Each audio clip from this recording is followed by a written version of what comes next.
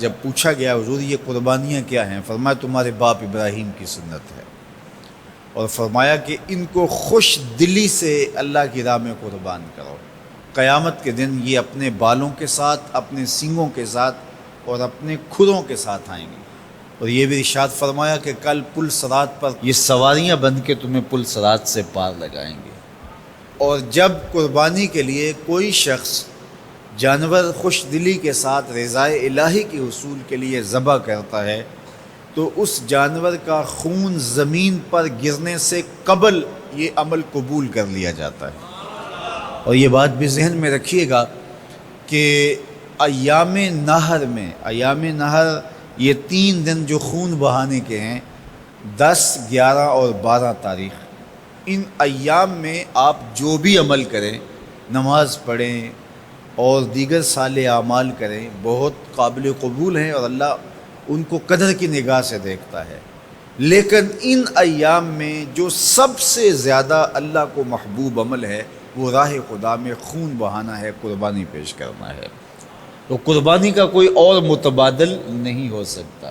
کچھ لوگ یہ فلسفہ ان دنوں کے اندر بیان کرتے ہیں کہ 20-50 ہزار کی قربانی کرنے کی بجائے اتنے اگر کسی غریب کو دے دیے جائیں تو اس کے 2-3 مہینے خیریت سے گزر جاتے ہیں، اور وہ گھر کے اندر جو ہے وہ ضرورت کی چیزیں ڈال لے تو گوشت تو 2-4 دن کے اندر کھایا پیا جاتا ہے، ختم ہو جاتا ہے۔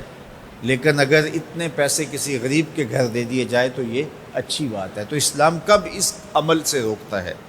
غریب کی مدد کیجیے، صرف عید کے دن ہی نہیں، مینڈے کی جگہ ہی نہیں، بلکہ اسلام تو راہ خدا میں جانور ذبح کر کے اسی جذبے کو بیدار کرنا چاہتا ہے کہ تمہیں گوشت کی ضرورت بھی نہیں تھی، پھر بھی تم نے ذبح کر دیا، تو جہاں ضرورت ہوگی اور تمہاری ہمسائیگی میں، تمہارے اطراف میں جب کوئی غریب ہوگا تو پھر تم اس کے لیے ذبح کیوں نہیں کرو گے؟ اس کے لیے تم قربانی کیوں نہیں کرو گے؟ اِیثار کیوں نہیں کرو گے؟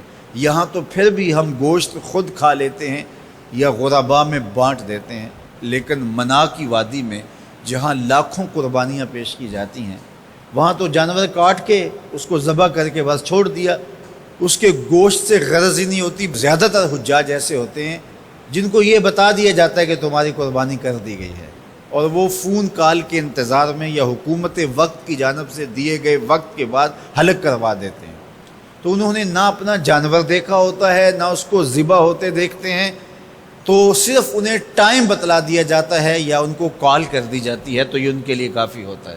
تو وہاں تو گوشت کھانا بھی مقصود نہیں، تو صرف اللہ کی رضا کے لیے جانور ذبح کرنا۔ تو جب رضا الہی کے لیے جانور ذبح کرنے کا جذبہ پیدا کر کے تمہیں راہ خدا میں خرچ کرنے کی ترغیب دی جاتی ہے تو پھر تم پورا سال خرچ کرو گے، تمہارے لیے کوئی مشکل اور کوئی مشقت نہیں ہوگی۔ لیکن اگر تم جو ہے وہ اس جذبہ خیر سے نور حاصل نہیں کرو گے تو پھر تمہیں یہ دولت نصیب نہیں ہوگی۔ تو سب سے افضل عمل ان 3 ایام کے اندر جو بتایا گیا وہ یہی ہے کہ راہ خدا کے اندر خون بہانا ہے۔ اللہ کے محبوب علیہ الصلوۃ والسلام کی خدمت میں جو ہے وہ مینڈے لائے گئے جو چتکبرے تھے، اور حضور علیہ الصلوۃ والسلام نے اپنے مبارک ہاتھ سے ان کو ذبح کیا۔